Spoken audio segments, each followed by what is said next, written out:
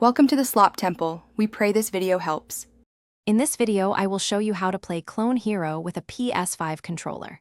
First, connect your PS5 controller to your computer. You can use a USB-C cable for a direct, reliable connection, or pair it wirelessly via Bluetooth. If using Bluetooth, make sure your computer's Bluetooth is turned on and discoverable.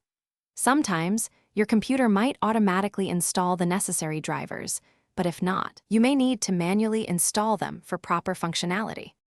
Next, you'll need software to help your computer recognize the PS5 controller for Clone Hero. DS4 Windows is a popular choice. It emulates an Xbox 360 controller, which Clone Hero natively supports. Alternatively, you can add Clone Hero as a non-Steam game to your Steam library and utilize Steam input for mapping.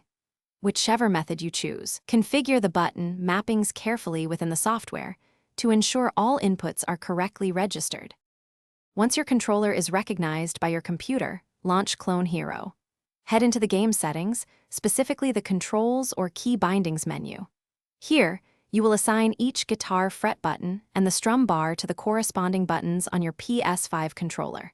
Don't forget to map the Start and Select buttons too, as these are crucial for navigating menus and pausing gameplay. Take your time to get these bindings just right. If you encounter any issues, first double-check all your connections and software settings.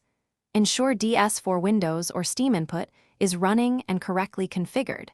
Keeping your controller drivers and mapping software updated can prevent many common problems. For the best possible experience, especially for competitive play, consider using a wired USB-C connection. This can significantly reduce input lag compared to a wireless Bluetooth connection, giving you a smoother gameplay experience. Thanks for watching. Consider subscribing if we helped you.